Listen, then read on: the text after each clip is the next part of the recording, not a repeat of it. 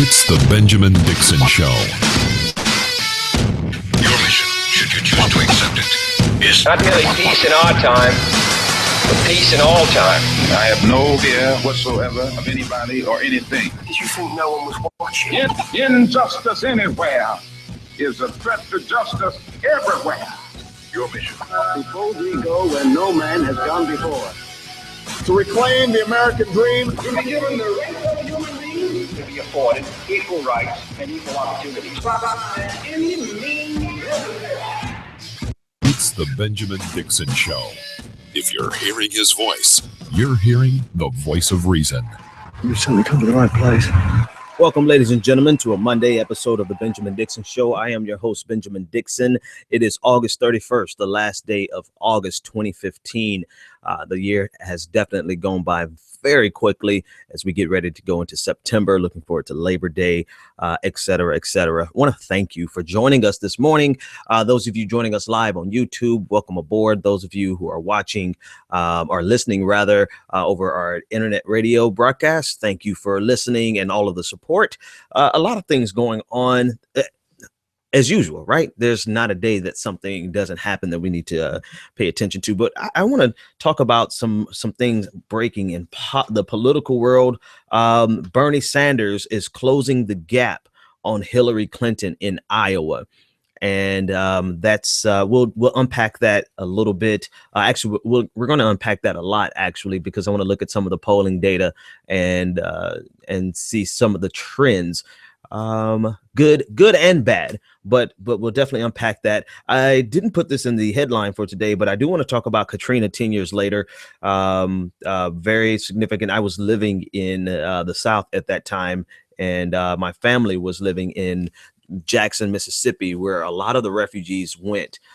Most of the refugees went, and we refer to U.S. citizens as refugees, and I know that's problematic, but they were separated from their homes and were dependent on the government for basic subsistence, living. So in a sense, they were refugees. So I don't use it as a pejorative, but that's just kind of the nature of what happened to them. Most of them went to Houston. Quite a few went to Jackson, Mississippi. So I want to deal with that a little. Sarah Palin interviewed Donald Trump, and it was exactly what you would expect it to be. I thought I would have something substantive to discuss after watching that, but there's really not much to discuss other than the fact that there was not much to discuss. Christie thinks that people should be tracked like FedEx packages and just a whole litany of other things. Oh yeah, definitely want to discuss the Democratic Republican Party. Actually, it was a Democratic Republican Party in history, but that's not the point.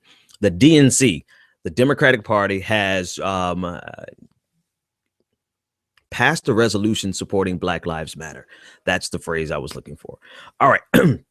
So I'm going to try my best to get to all of those things. And I want you to join the conversation, 857-600-0518, and we will jump right in. So Bernie Sanders is closing the gap in Iowa.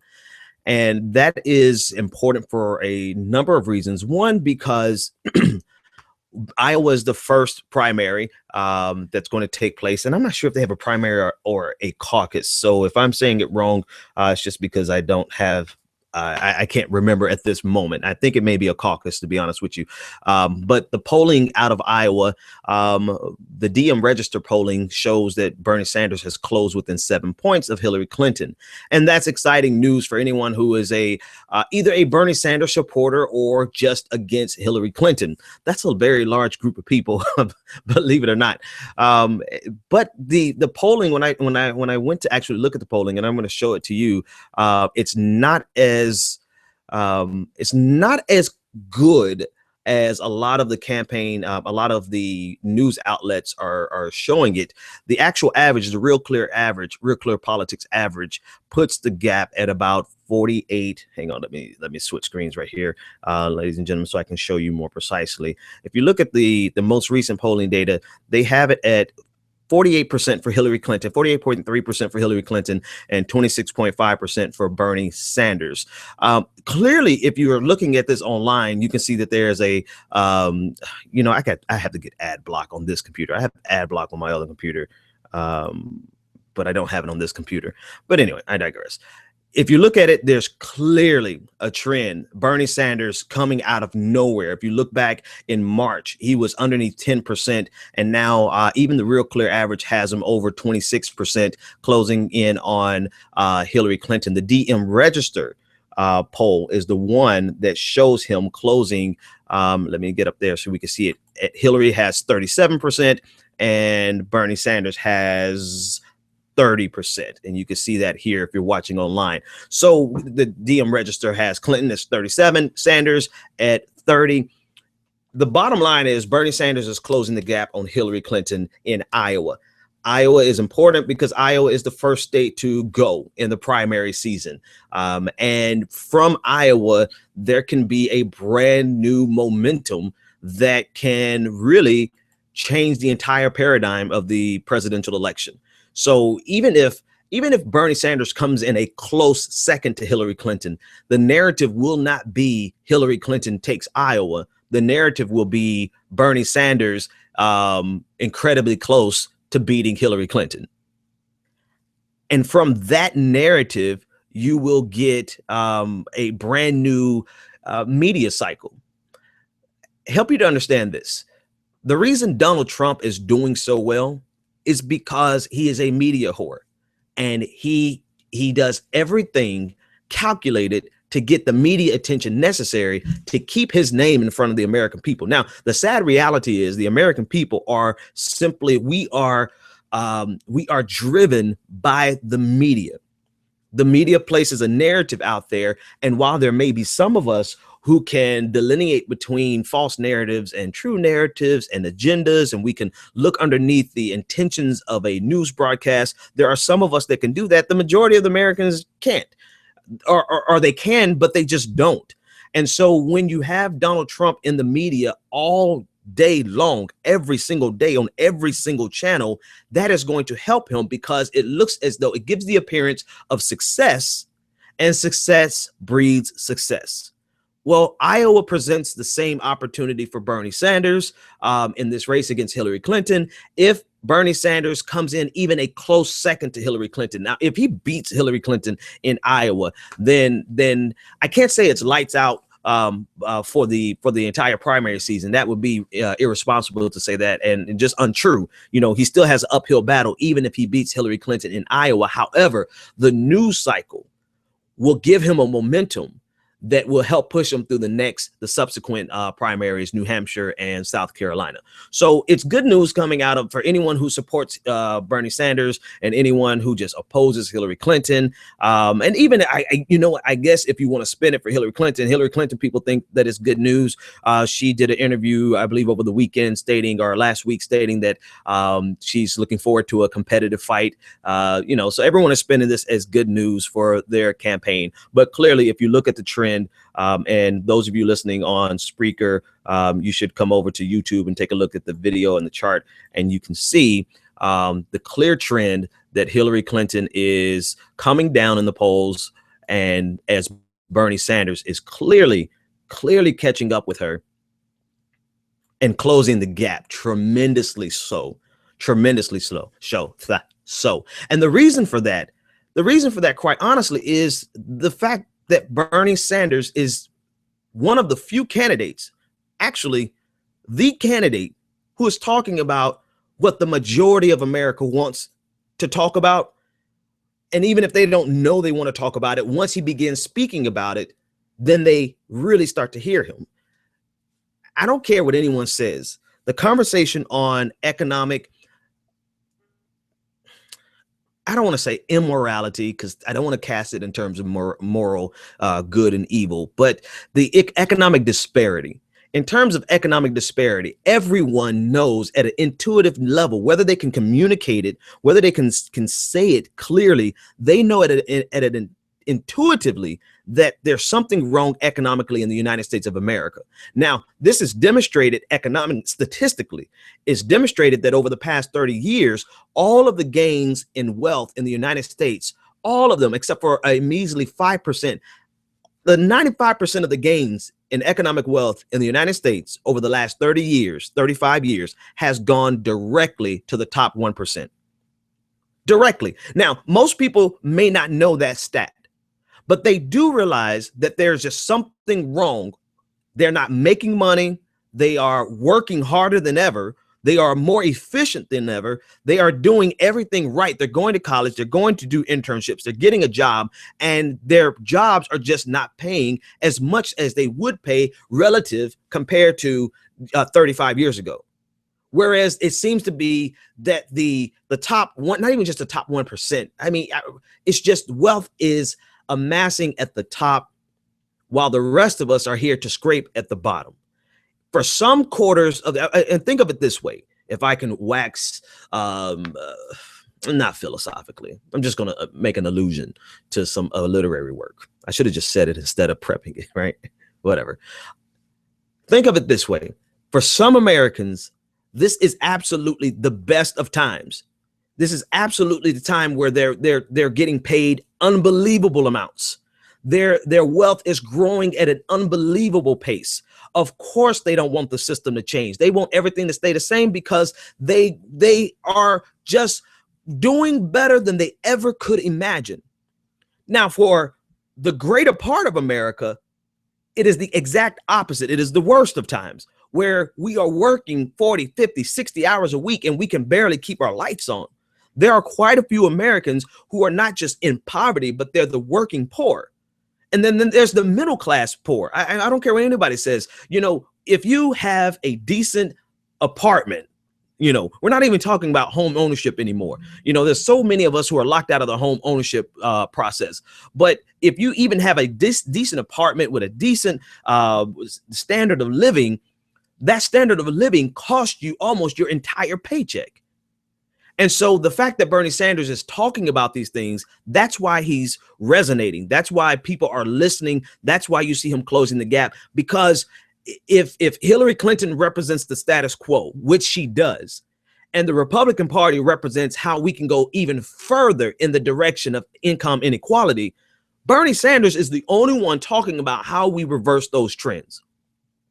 And I think the more he gets that message out, the better, the more likely he's going to close the gap. Here's the thing. I was watching a clip from Face the Nation on CBS. I'm trying to get off of Meet the Press because I just get tired of Chuck Todd, to be honest with you. But anyway, I digress. So I was watching a clip of Face the Nation, and they were speaking about coming out of the DNC national meeting that happened over Thursday and Friday, and how it had a sense of missing their knight in shining armor. They were missing someone to fall in love with. And I think that is something that the Bernie team should probably start to equate in their calculations. Bernie Sanders is not someone that we're going to fall in love with. Now, mind you, there are a lot of people who absolutely just are crazy over Bernie Sanders. But if we are trying to create a narrative of being enamored with Bernie Sanders, I think we're going to waste a lot of good practical conversations about how, if I can be redundant, practical his solutions are for the average American. I was listening to a clip of DeRay on The Last Word with Lawrence O'Donnell, DeRay McKesson on Last Word with Lawrence O'Donnell, and he said something about exceptionalism not being the true narrative of the average American. And that's true. So we speak in terms of the average American because, you know, exceptional people will always do quite all right. But for the rest of us, it is the plight of the average American. And the average American right now, I just don't believe is going to just fall madly in love with Bernie Sanders. I think they can fall madly in love with his plan to help fix their life, to help fix their economic plight. And I think if a lot of Bernie supporters would shift away from not shift away, but just realize that people aren't going to love Bernie like you love Bernie, right? Matter of fact, I'm just going to be honest with you, and I might get some dislikes for this, but hey, that's just the way it is. I don't think I'm not in love with Bernie Sanders. I don't not only think I'm not in love with Bernie Sanders. However, I know without a shadow of a doubt that Bernie Sanders is the only candidate in this race that can shift, that is serious about changing the status quo, unlike Hillary Clinton, who is a status quo politician. I also know that Bernie Sanders is the only candidate who is willing and bold enough to lead an economic revolution to undo the paradigm that set this in motion so that 95% of all the wealth would go to the top and the last 5% would just go to everyone else, right? Bernie Sanders is the only person who's going to do that. Now, I am not one of those people who are just like, I'm not a genuine feel the burn person in the sense where I'm in love with Bernie Sanders. But I know that if Bernie Sanders isn't elected, everything is going to stay the same if Hillary Clinton is elected. And if we elect a Republican, it's going to go much further to the right. I mean, how much further to the right can we go as a nation? That's the big question. But we have candidates who genuinely want to take us further to the right on economic issues and social issues. But, you know, I don't think that they can stop the momentum of the social revolution that has been taking place over the last 30, 40 years. I don't think that they can genuinely stop that. But what they can stop any progress on undoing economic inequalities. Hillary Clinton simply won't do anything different. And I think we're at a pivotal point, and this is what I'm trying to help you guys understand how you can connect with people like me who aren't just so enamored with Bernie Sanders, but once we sit down and think about Bernie Sanders, we will realize, honestly, he's our last best hope to undo all of the damage that has been done over the last 35 years, where we have seen, without question, trends of wealth going to the top 1%, while the rest of us are scrapping, working harder. I don't care what anybody says. You take an average middle class Joe off of the street who works 2 jobs to put his family just to have a roof over their head. I guarantee you that he works twice as hard as any Wall Street broker, anyone who is actually in the top 1%, any hedge fund manager, and pays more taxes than them. So we are working harder, but the wealth is going in the opposite direction. And so I know I'm saying things that you already know for the most part, but what I'm trying to convey in the middle of being redundant is the fact that that is the key message.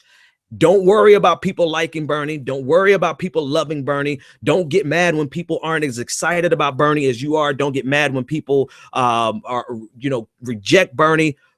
Just do what Bernie does well, and that is convey an economic message that clearly resonates with most Americans, including, I don't care what anybody says, this message has to resonate with a good percentage of Republicans who know that they are working harder than ever, but they're not seeing gains like they should be seeing. So he has a message that resonates with Americans, and we know we've already discussed all the other things that are very important and that are on the periphery for some and that are in the forefront for others. Things, criminal justice reform, Black Lives Matter, all those types of things. But I think it's very important that we don't focus on people falling in love with any candidate this cycle. We fell in love with Barack Obama. Love doesn't do a whole lot. Love doesn't change the economic paradigm. You don't have to be in love with Bernie Sanders to realize he is the only person that's going to change the economic paradigm. Now, I said all that, and I'm done. That's just what it is. Speaking of Black Lives Matter, over the weekend, the DNC passed a resolution supporting Black Lives Matter, and it's interesting that some people look at this as a very bad thing, while others are kind of like, whatever. I'm in the whatever group. I'm trying to pull up the resolution now. I meant to have it for you guys, but it's just, I have it over here somewhere. It's in one of these windows, the resolution for Black Lives Matter that they passed. And while I filibuster and look that up, the thing about it is that the DNC, the resolution doesn't say a whole lot more other than they are affirming the fact that Black Lives Matter and that there's systemic problems, that there's problems with police brutality and police profiling. All right. Here's the commentary on that. I've heard from 2 different sections people who are looking at this as the Democratic Party trying to co-opt Black Lives Matter. And then another group of people who are saying that Black Lives Matter is trying to get inside the Democratic Party. A lot of people look at this as a very negative thing. Here's my question. And this goes for Occupy Wall Streeters. This goes for everyone who is an activist who is doing their best to stay outside of the political fray. My question is, if your goals are to be implemented, and they are going to be implemented through our political system, because you can't get anything done in the United States outside of the political system, then what else could any activist group want to accomplish? Let me fix that question up, because I don't want to say that this is the only thing they can accomplish. They can accomplish more. But is this not a first step in actually accomplishing your goals? Now, don't get me wrong. I know how slick these Democratic operatives are. I've been in, I've been around enough to know that this is a play to co-opt. A play to assuage all of the animus and to probably trying their best to head off any future protests from Black Lives Matter. This is a play by the DNC. This is not a play by Black Lives Matter. I've yet to see anything official come from Black Lives Matter in a response to the DNC. I'll double check over the break, because, like I said, politics is a live action film. You know what I mean? It's constantly moving. But when I started the show, I didn't see anything official. I don't think that Black Lives Matter actually cares. Because Black Lives Matter is in that camp that says that we're not going to align with any political ideology. Here's my thing. Again, if you have goals, you must accomplish them through the political system. And a resolution does not meet your goals, but a resolution gives you the opportunity to say, okay, you want to use our name. You want to use our energy. You want to stop us from protesting. Now show us what you're going to actually do to fix the problems that we're promoting, or else the fact that you pass this resolution will become a chain around your neck, and we're going to protest the hell out of you anyway. So I think that a lot of people who are lamenting the fact that the DNC is now has passed this resolution, I think that they are forgetting that anything that must be done in the United States, there's no legislation that is passed that is not passed through our political system, period.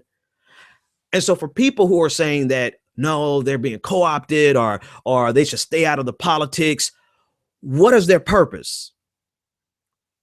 I kind of asked that same question of Occupy Wall Street. What is your purpose? If you want to change the national conversation, fine, we can change the national conversation, but changing the national conversation does not implement policy. And if you want to implement policy, then you have to get political, period. Anybody, and this is what I really want to get to, because I get tired. I get tired of people thinking they're so intellectual and they're so conscious and they're so woke. In our circles, we have people who say, stay woke. I get that, right? I get that, but you are not more intelligent because you say you're going to stay out of politics. You have just made yourself irrelevant to the rest of the world. Because the rest of America, because America is driven by our political system. And if you're not willing to get engaged, I'm not saying get in bed with one party. I say get in bed with both parties and take them to task and keep your hands around their necks. Keep protesting, keep doing whatever you have to do to make sure that you get your goals. But you do not accomplish your goals by staying outside of the political world. And that was the detriment of Occupy Wall Street. Everyone thinks that it sounds good to say, oh, I'm not political, I'm just an activist. Well, okay, fine. You go out there and yell and rant and scream. And 10 years later, as Hillary Clinton said, I actually have to quote Hillary because this is one instance that she was right. 10 years from now, you'll be protesting the same thing versus getting into the political fray and changing the political system. You cannot change America from the outside. I'm sorry. You cannot change America from outside of the political spectrum. If you want America to be something better, bigger, and a more perfect union, you must do so from within the system, unless you are sitting around waiting for a revolution to overthrow the type of government that we have right now. Good luck with that. If you think the solution is outside, then you must be waiting on a revolution. But for the rest of us who understand what America really is, as bad as it is, as good as it is, for everything that they've done right and everything that they've done wrong, everything that all the baggage from history, all the millions of people we've killed through history, and all of the positive things that we've done, everything has come by virtue of the political system. And you cannot change that by trying to be so pseudo-intellectual that you're going to say, oh, I'm staying outside of that. You know, I don't subscribe to the false dichotomy of two-party systems. Okay, fine. You don't have to subscribe to it. But our political system, our legislative system, anything that happens and changes in policy absolutely subscribes to it. So everyone who's like lamenting the fact that the DNC passed this resolution, you can lament, right? You can be like, oh, here they go. They're trying to co-opt. Or you could say this is an opportunity to hold their feet to the fire, because don't pass a resolution if you're not going to be about what you're talking about. And that's your opportunity to really, if the DNC does not live up to what they have said, then that's your opportunity to take them to task and put them through hell. Because then we can expose them to the entire nation as being merely opportunists. But you can't do that if you're not involved. You can't do that if you're not in those committee meetings, if you're not going to the meetings on Thursday nights in the community center with 75 old people and 200 old people, and you're just sitting there looking around like I'm the only black young person here. You know, unless you go and participate on that level, you will not see changes. You must get involved in the political fray. Here's the problem. Most people who get involved, and I'm going to take a break on this one. Most people who get involved and then run for office and do these types of things, it seems as though they don't have the moral fortitude, which is probably not the right word, but I'm going to place it there anyway. They don't have the moral backbone to not let the system change them. And I understand, I understand, because changing an American system, even just one side of the partisan spectrum, takes time. And there are a lot of things that a lot of people and a lot of opportunities that will pull you away from your original vision. And so you went in there to change the system, but then the system ultimately changed you. That's what happens most of the time. But my question to you is, if you really believe what you say, and you're going to work relentlessly about what you say, then will the system actually change you, or will you change the system? That's the difference. And that's where we have to find out where these activists really are. I'm going to keep mentioning Occupy Wall Street, because even though it may be dying out or completely dead, Bernie Sanders is bringing the same message. I think that there's an opportunity for them to not necessarily revitalize the actual movement, but to carry those messages still, if people will get involved on the level that they need to be involved. And stop being super pseudo-intellectual, militant revolutionaries who don't actually do anything. Because the minute you say, I'm not going to participate in the political system, then you have made yourself irrelevant to all of the decisions that are made through the political system. All right, folks, I could talk about it on and on and on and on, but I'm going to take a quick break. And when we come back, I'll take some calls. 857-600-0518. This is the Benjamin Dixon Show. Buckle up for the ride. We'll be back right after this.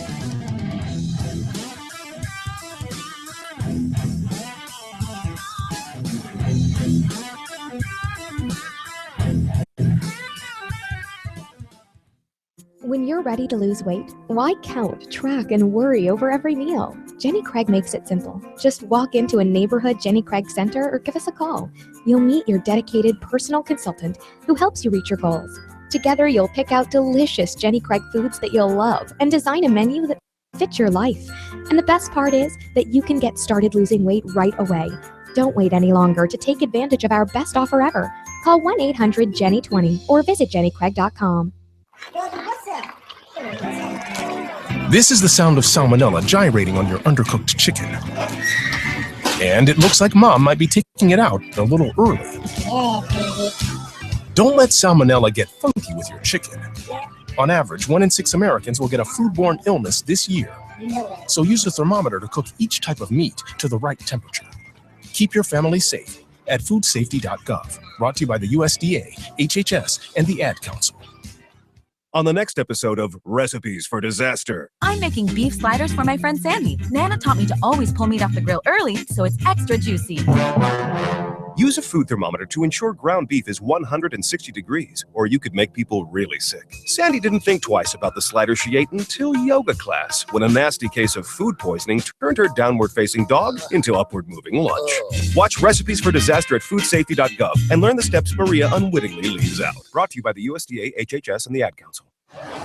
When I grow up, I want to be a new pair of blue jeans. When I grow up, I want to be a kid's first computer. I want to be a bike that races around the country. I want to be a bench on a forest trail. When I grow up, I don't want to be a piece of garbage. And if you recycle me, I won't be. Give your garbage another life. Recycle. Learn how at iwanttoberecycled.org. Brought to you by Keep America Beautiful and the Ad Council. Welcome back to the Benjamin Dixon Show. If you're hearing his voice, you're hearing the voice of reason. Welcome back, ladies and gentlemen.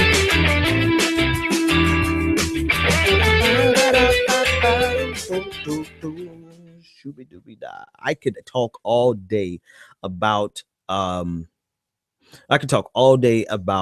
people who so many wasted votes from, not even wasted votes because they don't even go out and vote, but so many wasted opportunities for votes because people think the smarter thing and the more intellectual thing to do is to stay out of politics. And to me, that's just the dumbest thing that you can do, because it's not as though you can live in America and not be affected by the decisions of other people who actually went to vote. So it just doesn't follow to me for people to say, you know, I'm an activist and I'm militant and I'm a revolutionary, and that's why I don't participate in politics. That's just the dumbest thing I've ever heard, because you realize the way we transition power in any office, on any level, from the president down to your local mayor, council member, we do a revolution every election cycle. The way we transition power, we just do it peacefully, where in other nations, blood is shed almost every election cycle. You know, you have to send in UN peacekeepers just to make sure that you have a fair election. And here we have the opportunity to engage in a revolutionary act. People, you are stripping power away from one group and giving it to another every 4 years or every 8 years. And we're not talking about small power. We're talking about the largest, but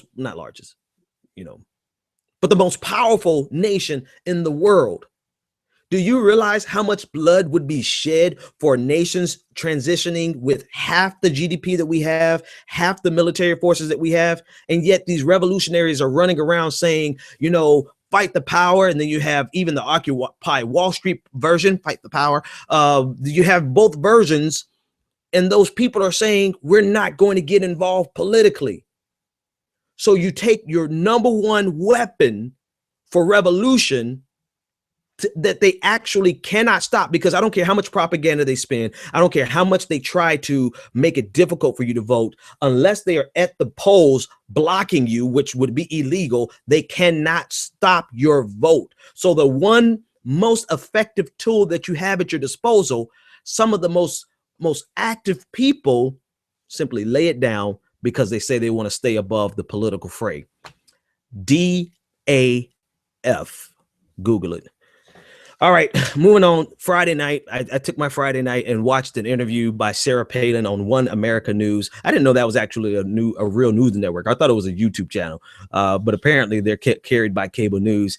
And Sarah Palin has her own show, On Point with Sarah Palin, and she interviewed the Donald. There really wasn't much to come out of that. There was all of it is like frivolous things, but she labeled Trump supporters trumpeters.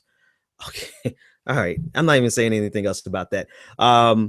But what I saw in the background, and if you go watch the video, and I'm not going to play the video because I'm tired of fighting with Google over of copyrights. I'm just tired. Google, go to hell, Google. You know, political commentary, 30-second clips. Stop with the copyright infringements. But anyway, so you can go watch the video. I'll find the link for you. But in the background, you see people taking pictures of Trump as Trump is talking. That's cool. And then all of a sudden you see his security come by and start, escorting people away, moving people, putting up a rope barricade to make sure that they can't come by. And I get it. Trump is popular. Maybe they're trying to ensure security, but it spoke volumes about, as he was speaking about what he wanted to do for the middle class, here his security, his private security that he pays for out of his billions of dollars, is pushing people from the middle class back. The optics of it was you could not. I mean, I know a lot of people missed it, and I know it may not say anything at all, but the irony of it, as this billionaire is talking about helping the middle class, his henchmen are pushing the middle class out of the way. I think that is a great allegory for what a Donald Trump presidency would really be like. But that wasn't in the conversation. That was just in the background. One thing that she said, Katie Couric has permanently scarred Sarah Palin because she cannot get past the idea of the media asking gotcha questions. And everyone who paid any attention in 2008 remembers when Katie Couric asked Hillary Clinton, has Sarah Palin, what newspapers do you read? And Sarah Palin could not answer what newspapers you read. Okay, here's the truth. Probably around 2005, if you had asked me that question, I would not be able to answer that question myself because I wasn't reading newspapers. I was listening to music and trying to be, a musician. But I knew enough about newspapers to be able to pull out two names out of my ass and just say, I'm listening. I read the New York Times and I read the Wall Street Journal, and I read them to get different opinions on the same issue. And then I draw my conclusion. I could filibuster that much. It would have all been lies because I didn't, in 2005, I wasn't reading any papers, right? But I could have done, and I knew enough about it. Sarah Palin has been scarred by this question because she couldn't answer what newspaper she read. And so she brought that into the conversation with Donald Trump. And the gotcha question that she feels Donald Trump suffered from was whether or not what his favorite Bible verse was. Now, people, just like I was not reading newspapers in 2005, except for Billboard magazine, anyone who has gone to church any amount of time in their life, even if they only went until the time that they were 10, at least one Bible verse. And so Sarah Palin trying to make it a gotcha question. It was funny on a lot of levels, but the funniest thing was a comment I read over on the David Pakman thread on Facebook, and I didn't get the guy's name, but it was hilarious. He said that Trump reads the Bible about as much as Sarah Palin reads newspapers. And I could not help but to laugh at that because that's the truth. That's the truth. Caller, what is your name, comment, and or question?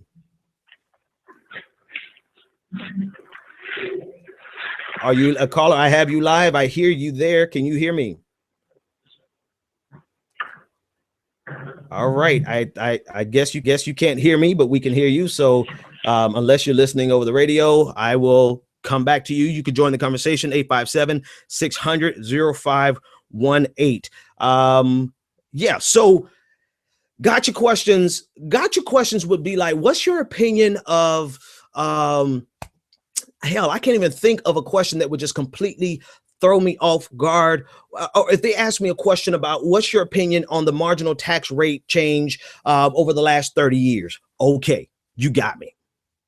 you have me right now. I could not answer that question off the top of my head right now because I don't know what the tax rate was 30 years ago. That's a gotcha question, right? Well, when you're asking me what's my favorite Bible verse, come on, I can ask any of my friends who don't even go to church, who are agnostic or atheists, and they can at least pull up John 3:16. So there's no such thing as she didn't suffer from gotcha questions. All right, I'm gonna try this caller again. Caller, what is your name, comment, or question? All right, caller, we'll have to do it again next time. I'm clearing the lines. You can call back. Anyone else want to join the conversation, you can join in. Christie over the weekend was talking about, or he's trying to clear up the fact that he stated that he wanted to bring in the president of FedEx to track immigrants the way we track packages. And he's backtracked on it, saying, of course, I'm not calling immigrants packages, blah, blah, blah, blah, blah. You know how we do. They say things, they get in trouble for it, they backtrack. And I don't care about the backtracking so much because that's par for the course. But that's one of the reasons people like Donald Trump, is that he will not backtrack anything. And I think if politicians would at least, there's a lot that is to be desired about Donald Trump. There's a lot that I actually just cannot stand about Donald Trump. However, I think one thing that politicians across the board could actually take from Donald Trump is don't say something that you're going to later backtrack, or back up everything that you say. Win or lose. Don't contort and twist and do everything you can to get out of a situation because you put your foot in your mouth. Either you're going to just stay with it or don't say it at all. So Christie is backing down, saying that, of course, I'm not saying immigrants should be treated like packages. They don't have barcodes on them. And he's talking about the technology. I get it. But the problem is twofold. One, when you make a statement like that, in the environment that we're currently in, people immediately are going to start thinking, yeah, we need to track them just like their packages. People are going to go to the extreme end because we're living in a very extreme time with regard to illegal immigration, but thanks to Donald Trump. I mean, we have gone to a new place that is terrifying if you're an illegal immigrant, and anyone who's an observer of justice, saying something like that is draconian. You cannot. And I think, let me start here. I believe that is what is going on is that you have a race to the bottom in the Democratic and the Republican circles. They are doing their best to one up Donald Trump so that they can get the next news cycle. And because Donald Trump is so extreme in regards to illegal immigration and immigration in general, you have candidates who are going out and saying idiotic things for the attention of the press. And then they realize, oh, maybe I shouldn't have said that. But the effects are still the same. We still see a dumbing down. Well, I don't know if we could dumb them down any more than they already are, man. It really is. We're seeing an increase in the level of vitriol with regards to every aspect of immigration, to race issues with African Americans, Black Americans. We're seeing it with women. Just the level of misogyny and racism and xenophobia is at an all-time high. And I talked about this on Friday with regard to Ann Coulter, at an all-time high. And now we have politicians who otherwise would be moderate, who otherwise would be pretty sensible just to the right, so they would be wrong, but at least sensible. Now you have them just have a race to the bottom. Everyone is doing everything they can to get attention. Even Jeb Bush, eventually Jeb Bush is going to have to jump into this political fray of stupidity on the right because his fundraising numbers, I was reading in the New York Times, Jeb Bush fundraising numbers, they're going down. That's because Donald Trump is sucking all of the air out of the room. He's sucking all the oxygen out of the political, out of the media, and no one is getting any airplay. Everyone is just an afterthought. And so now Jeb Bush is struggling with, he's beginning to struggle with his fundraising dollars. Now, he was out fundraising everybody by leaps and bounds. So, you know, how much this is going to hurt him right now is still to be determined. However, there is definitely a downtick in his fundraising numbers. And so you are going to see, if you think that first Republican debate was a sideshow, you are, as long as Donald Trump is in this, and as long as people are trying to one up Donald Trump, you are going to see an insane level of stupidity come out of the Republican Party. And the thing about it is that the Republican Party base actually wants this.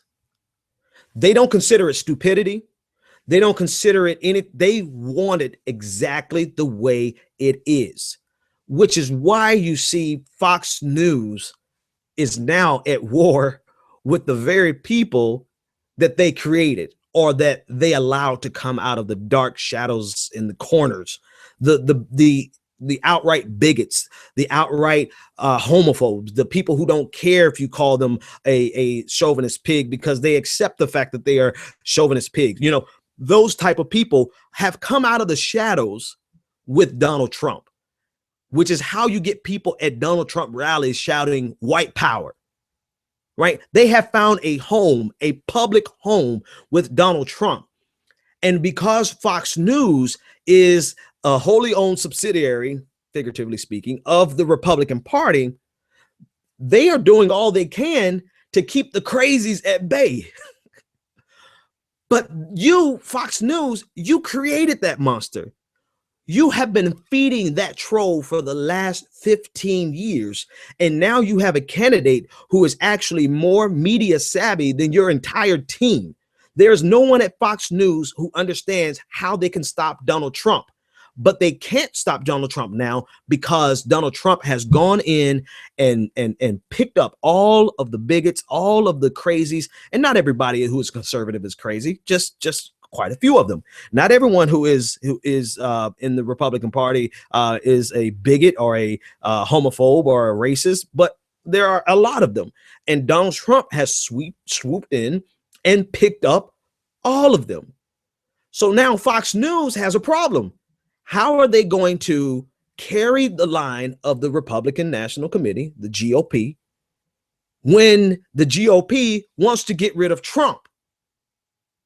And they know that Trump is a death sentence to the GOP. Let's just be real, ladies and gentlemen. Trump might get the nomination, but that would be the death certificate for the Republican Party. Because the Republican Party cannot exist with 75% of Hispanics not liking their candidate, period. You're not going to get the black vote with Donald Trump, period. You're not going to get the female vote with Donald Trump. So he can win the nomination, but he would never get anywhere near the White House, which would be the death sentence for the GOP. So now the GOP knows this, and they're looking at their media network, their state-run media network, Fox News, being hyperbolic. And they're saying, Fox News, you got to do something. And so Fox News is doing what they can to at least bring Donald Trump in, to reel him in, to rein him in. That's the phrase I'm looking for. But Donald Trump isn't having it, because Donald Trump, like he said with Sarah Palin, he's having fun. And I don't think he's having fun just because he's running for president. I think he's having fun because he is, completely devastating the Republican Party, the media. He is having his way. He's getting hundreds of millions of dollars of free media. He's getting the support of people who would not turn away from him, because he is finally allowing them to come out of the dredges of society and come into the limelight, like Ann Coulter. And there's nothing that Fox News can do about it. That's what happens when you feed the crazies. That is what goes on. Who said this? My dad actually taught me this. He said, you can feed an alligator. You can feed the alligator other people all you want, But when all the other people are gone, the alligator is going to eat you. And it makes sense to me. It was one of my dad's things. He talked like that. And I'm going to talk about him a little bit with regard to Katrina. But it made a lot of sense in a lot of ways in my life, is that when you feed people and you feed them negativity and you sell people out and you try to destroy people to satisfy a particular group, when you've destroyed everybody else, that group would turn around and cannibalize you. And that's what happened with Fox News. Fox News has been lying and feeding propaganda, stoking fear, stoking animus, racial tensions, the Southern strategy. They have been doing it relentlessly for the last 15 years. And now a bigger troll has come along than them, and he is feeding Fox News to the base. That's the only way I can put it. All right, folks, when I come back, I want to talk about Katrina for a few minutes and Kanye West. This is the Benjamin Dixon Show. You're tuned in to the Benjamin Dixon Show. Join the conversation, 857-600-0518. Looking for the right business opportunity? Need the right product, the right marketing plan, and the absolute best training in the world? Well, look no further. The Elite Team. Every leader in time excels. They believe the key ingredients in becoming successful in life and in business are just a keystroke away. Go to www.eliteteamsite.com. That's www.eliteteamsite.com. The Elite Team has a system in place that will move you closer to achieving your goals and dreams. Visit www.eliteteamsite.com or TonyFlemingEnterprises.com today. College is important, but it can also be expensive. College Planning Services is a group of educators, administrators, counselors, and other licensed professionals that work together to provide the necessary services, networks, and information to reach students that are serious about getting a college education. College Planning Services partners with financial institutions, corporate sponsors, and other major players in the global market to strategize in building a pool of information regarding financial aid, scholarships, and funding information to assist students in preparing to access the essential resources to build upon their path to an educational future. Learn more at collegeplanningtoday.com and let us help you start your college career.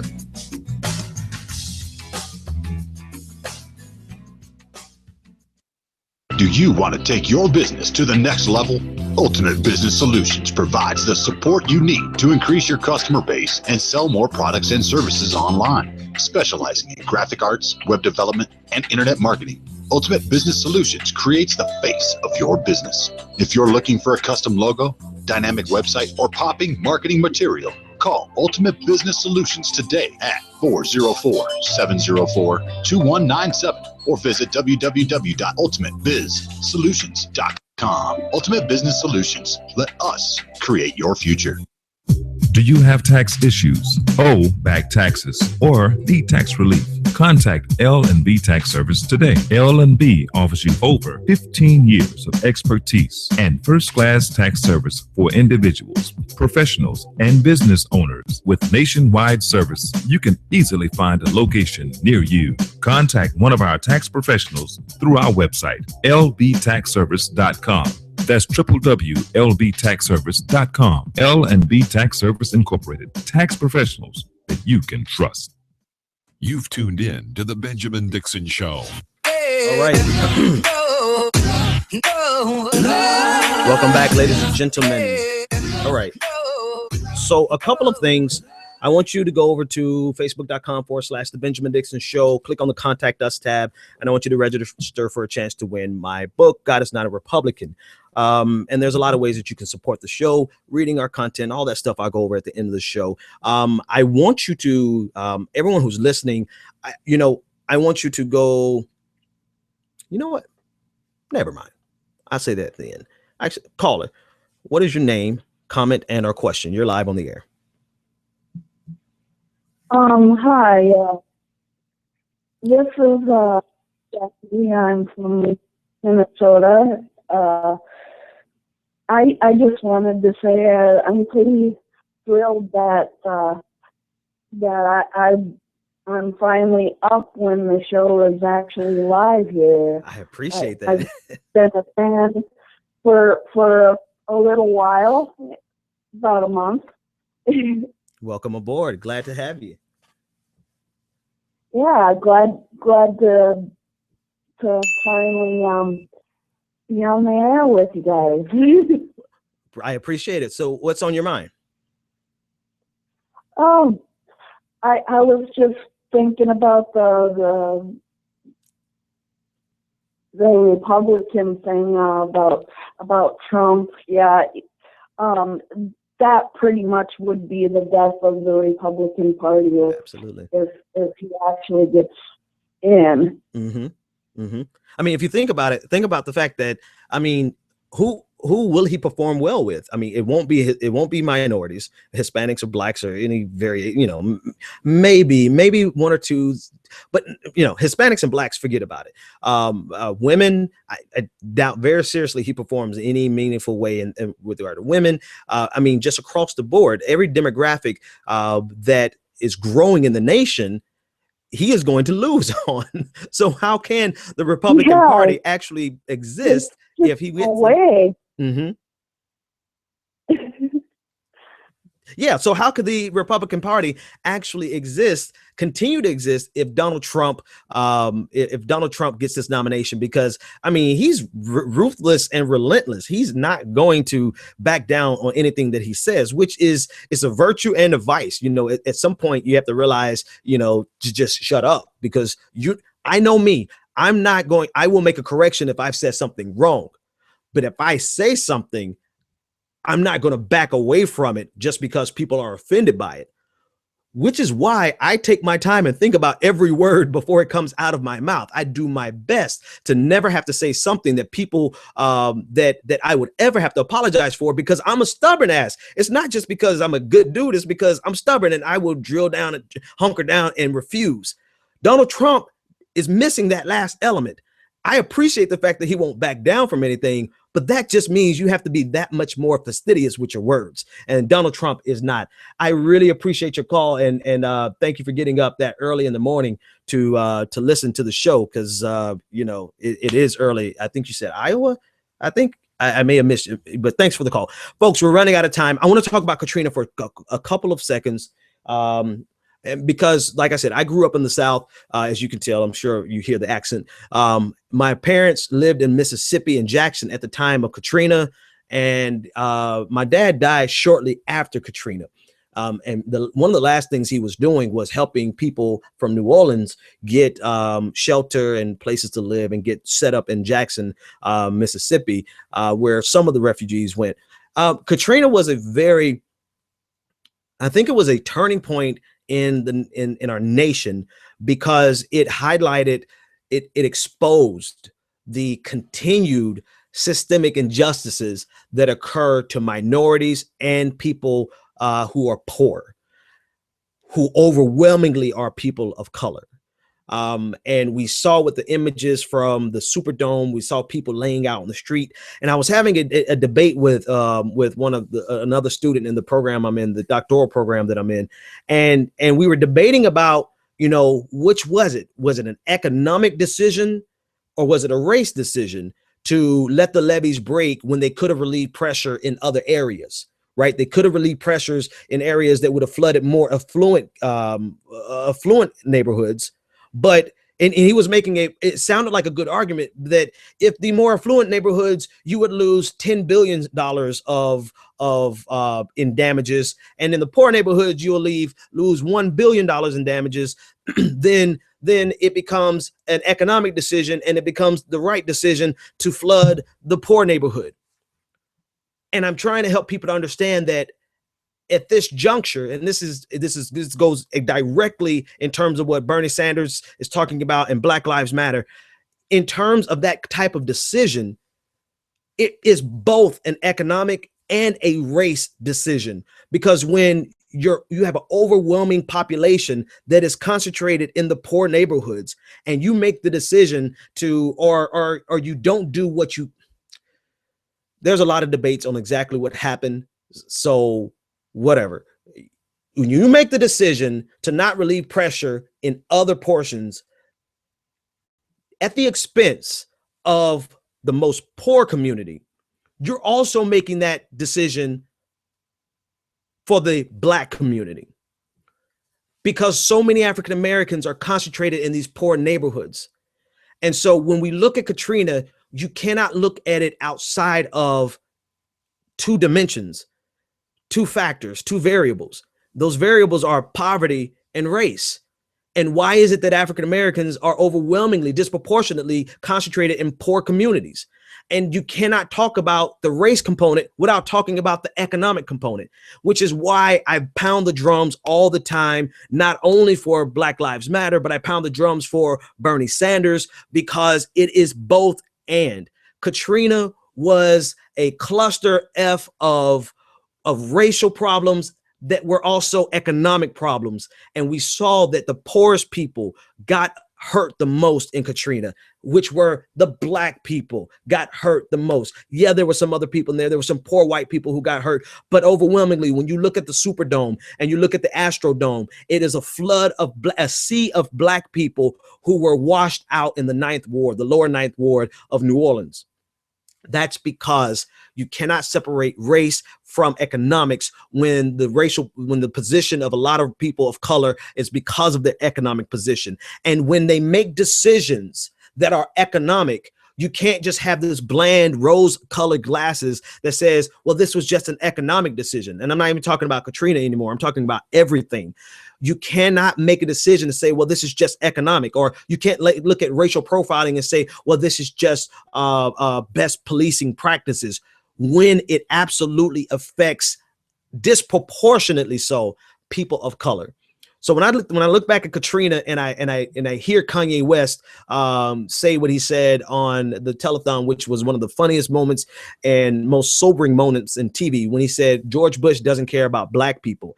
Everybody was shocked, and a lot of people attacked Kanye West.